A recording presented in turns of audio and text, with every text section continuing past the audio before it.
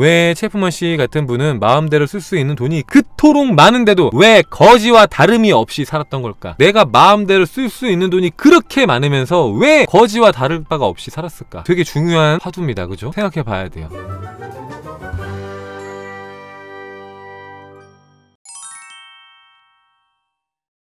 자, 19페이지부터 보겠습니다. 사람은 누구나 부자로 태어났다. 이 말은 정확히 어떤 의미일까? 당신이 부자로 태어났지만 잠시 금전적인 어려움을 겪을 수도 있다는 의미이다. 이 책을 쓴 목적은 당신이 놓여있는 현재 상황과 당신이 원하는 미래의 간격을 좁혀주기 위해서이다. 이 책을 천천히 한 장 한 장 읽어나가는 동안 당신은 분명 삶의 조각들을 하나로 맞출 수 있을 것이다. 당신이 꿈꾸는 풍요로운 인생을 그릴 수 있음은 물론이고 그 그림이 당신의 삶에서 현실로 나타날 것이다. 당신이 찾아 헤매던 것들은 이미 당신의 손에 쥐어져 있다. 그것을 찾기만 하면 된다. 이 책은 당신이 이미 쥐고 있는 것들을 찾아낸 뒤 그것을 통해 당신이 원하는 곳으로 갈 수 있게 안내를 해줄 것이다. 그 방법들은 의외로 간단하다. 나는 40년간 이러한 방법들을 개인적으로 검증을 해왔다. 스스로 검증했을 뿐만 아니라 수많은 사람들이 내가 주최한 세미나에 참여해 이를 직접 검증했다. 삶을 영위할 수 없을 정도로 가난했던 사람들이 내가 제시한 방법을 따르면서 부유한 생활을 누리게 됐다. 삶을 영위할 수 없을 정도로 찢어지게 가난했던 사람들이 바프록토 아저씨가 알려준 방법들을 따라서 했더니 부유한 생활을 누리게 됐다. 그리고 이 방법들은 40년 동안 내가 스스로도 검증하고 나랑 함께 했던 사람들을 통해서 검증했던 것이다. 자, 그래서 뒤로 오면은 본문을 시작하기 전에 단지 읽고 암기하는 것은 당신에게 아무런 도움이 되지 않는다는 것을 다시 한번 강조하고 싶다. 당신이 원하는 목표를 달성하기 위해서는 마음속 깊이 이해하고 올바르게 실행에 옮겨야 한다. 그것 외에는 아무런 방법이 없다. 라고 이렇게 말을 합니다. 이 바프록토 아저씨는 굉장히 중요하게 생각하는 게 제가 맨날 얘기했던 것처럼 인생이 달라지려면 여기 나와 있는 것들을 공부하고 배우고 그냥 머릿속에 담아놓는 게 아니라 하나를 배워도 내 삶에 실행하고 적용을 해야 한다라는 것을 한 번 더 강조를 합니다. 각각의 방법들을 하나하나씩 깊게 숙고하라. 이 아이디어들은 단순하면서 그리 어렵지 않은 것들이다. 무슨 일이 있어도 실천에 옮겨야 한다. 무슨 일이 있어도 실천에 옮겨야 한다. 여러분, 오늘 제가 책에서 읽으면 실천에 옮길 거죠? 오늘 나오는 방법 어렵지 않아요. 여러분이 이미 하고 있는 분들도 있을 건데 안 하시는 분들이 이 책의 내용 제가 이제 읽어드리는 부분을 보고 모든 걸 다 실천하면 좋겠지만 다 하기 힘들다면은 그 중에 하나라도 어렵지 않습니다. 하루에 몇 분 투자 안 해도 되니까 한번 해보시면 좋겠고요.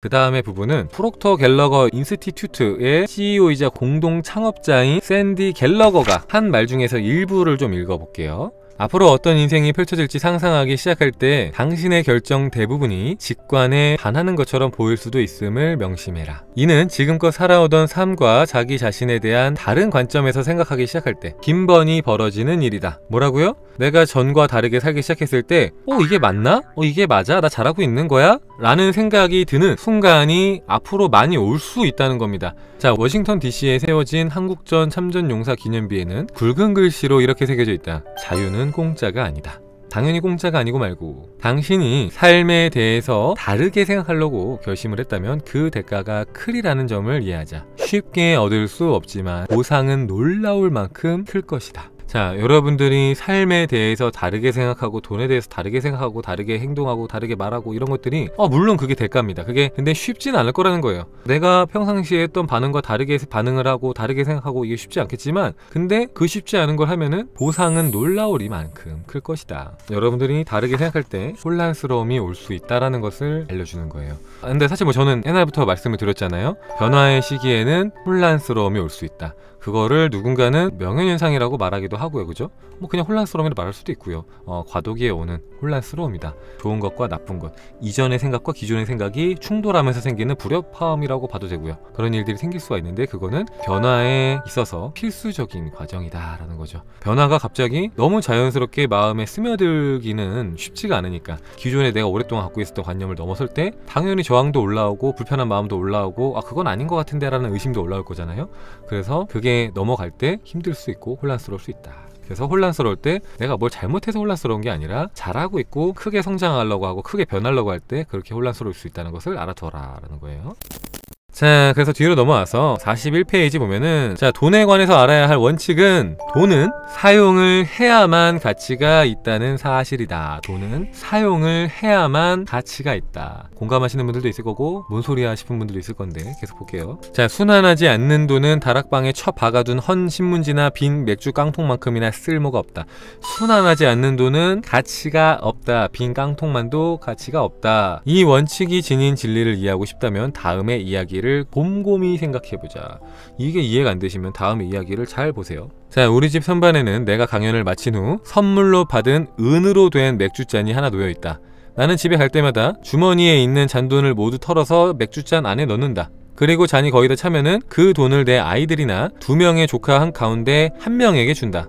아이들은 번갈아 가면서 그 잔 속에 돈을 받기 때문에 당연히 자기 차례가 오기를 애타게 기다린다. 여기서 핵심은 무엇일까? 돈으로 맥주잔을 채우는 동안 그 안에 담긴 돈은 아무런 가치도 없다는 점이다. 그저 선반 위에 놓여 있을 뿐 이 돈은 아무런 유용한 기능도 하지 않으며 그 어떤 관심도 끌지 못한다. 그러나 맥주잔이 채워지고 아이 가운데 1명에게 건네지면은 이제 이 돈은 날개를 단다. 예를 들어서 지난주에는 조카인 TJ가 돈을 받았다. TJ는 냉큼 돈을 받아 가더니 골프 학원으로 달려가서 골프 강습 몇 회를 등록했다. 솔직히 골프 프로가 그 돈을 받아서 뭘 했는지는 알 수가 없다. 그러나 확신을 가지고 말할 수 있는 한 가지는 그가 그 돈을 자기 책장 선반에 놓인 컵 안에 넣어두진 않았을 거란 점이다. 돈은 순환하지 않으면 안 된다. 돈은 순환하지 않으면 안 된다. 이거는 중요한 내용인데 많은 분들이 놓치기도 하는 부분이에요. 몇 번 방송에서 얘기하긴 했는데 돈은 순환이 돼야 된다고 하지만 자꾸만 돈을 쟁여놓으려고만 하는 분들이 있습니다. 장롱 뭐 어딘가에다가 이불 어딘가에다 백인잎 어딘가에다가 돈을 이렇게 막 박아놓고 막 넣어놓고 이렇게 쟁여만 놀러 가는 분들, 그런 분들이 있기 때문에 한번 이 이야기를 들어보고 한번 생각을 해봤으면 좋겠어요. 돈은 순환하지 않으면 안 된다. 우리는 돈을 사용하고 누리고 순환시켜야만 한다. 자, 이쯤에서 같은 주제를 더욱더 극적으로 설명한 사례를 하나 더 보자. 자, 이 사례까지 보시면 조금 더 와닿을 수 있습니다. 이 사례를 봐야 돼요. 바로 체프먼 노인의 이야기다. 체프먼 씨는 내가 어렸을 적 우리 집에서 몇 집 안 떨어진 곳에 살았던 나이가 지긋한 신사다. 나는 가끔씩 체프먼 씨가 작은 고물 수레를 밀면서 길거리를 오가는 모습을 지켜보곤 했다. 고물 장수인 체프먼 씨는 사람들이 내다버린 물건들을 주워서 생계를 꾸렸다. 세월이 흐르고 체프먼 씨는 고된 노동으로 점점 더 등이 구부정하게 굽었다. 제2차 세계대전이 끝나고 얼마 안 된 어느 날 그는 세상을 떠났다. 체프먼 씨는 혼자 살았고 근처에 가까운 친척이라고는 아무도 없었기 때문에 경찰이 그의 유품을 정리하러 집으로 들어갔다. 그는 고물 장수였으니 당연하게도 집안에는 오래된 가구들과 각종 수제품이 즐비했다. 그러나 놀라운 것은 집안 이곳저곳에 놓인 상자 안에서 10만 달러, 무려 10만 달러나 되는 오래된 지폐들이 발견됐다는 점이다. 자, 저희가 내빌 때도 얘기를 했지만 여기 나오는 사례가 시간 차가 있을 거예요. 뭐 지금으로 따져도 10만 달러 큰 돈이죠. 근데 만약에 돈의 가치의 차이가 있으면은 지금으로 따져도 거의 뭐 1억 한 3천, 4천 정도 되는 돈이고 좀 시간 차이가 난다. 한 10년이라도 20년이라도 차이가 나는 사례라고 하면은 이게 2억, 3억이 넘는 돈일 수 있는 돈인 거죠. 그쵸? 근데 고물을 줍거나 뭐 폐지 줍거나 그런 분들이 그렇게 돈이 있을 거라고 생각을 못 하잖아요, 보통. 근데 그렇게 돈이 있으니까 너무 놀란 거죠. 어쨌든 이를 재빨리 알아차린 토론토 데일리 스타가 다음날 체프먼 씨의 이야기를 일면 기사로 실었다. 당연히 의문이 피어올랐다. 왜 체프먼 씨는 10만 달러가 넘는 돈을 상자에 넣어서 집안 이곳저곳에 던져놓았던 걸까? 당시에 나는 꽤 어린 나이였지만 나 자신에게 비슷한 질문을 던졌다. 왜 체프먼 씨 같은 분은 마음대로 쓸 수 있는 돈이 그토록 많은데도 왜 거지와 다름이 없이 살았던 걸까? 내가 마음대로 쓸 수 있는 돈이 그렇게 많으면서 왜 거지와 다를 바가 없이 살았을까? 되게 중요한 화두입니다. 그죠? 생각해 봐야 돼요. 이 사람 왜 그랬을까? 그리고 나도 비슷하게 하는 부분이 있지 않나? 자, 체프먼 씨는 삶의 즐거움을 위해서 돈을 쓸 수도 있었고 그 돈을 투자를 해서 수익을 올릴 수도 있었을 터였다. 아니면 다른 사람을 위해서 일자리를 마련해 주거나 그냥 은행에 넣어두고 이자를 받을 수도 있었다. 그러나 체프먼 씨는 선반 위에 올려둔 맥주잔에 돈을 넣어두기만 했고 돈을 완전히 쓸모없는 존재로 만들었다. 독자들도 이 이야기에서 교훈을 얻길 바란다. 돈은 쌓아두어선 안 된다. 돈은 사용하고 누리고 순환시켜야 한다. 그러니 제발 돈으로 무엇을 하기로 마음먹었든 간에 불쌍한 체프먼 노인과 똑같은 실수를 저지르지 말기를 바란다. 그런데 여기엔 중요한 사실이 있다. 돈이 계속 순환되어야 한다는 말이 돈을 낭비하세요, 사치를 부리세요, 갖다 땅에다 버리세요 라는 말이 절대로 아님을 명심하기를 바랍니다. 이 두 가지 개념 사이에는 엄청난 차이가 있다. 그 차이가 무엇인지 아직 깨닫지 못했다면 가능한 한 빨리 알아차리기를 권한다. 돈은 쌓아두어서는 안 된다. 돈은 사용하고 누리고 순환시켜야 한다. 돈은 순환시켜야 한다. 이게 저도 느끼고 깨닫게 된 거지만 정말 중요한 이치입니다. 돈의 순환.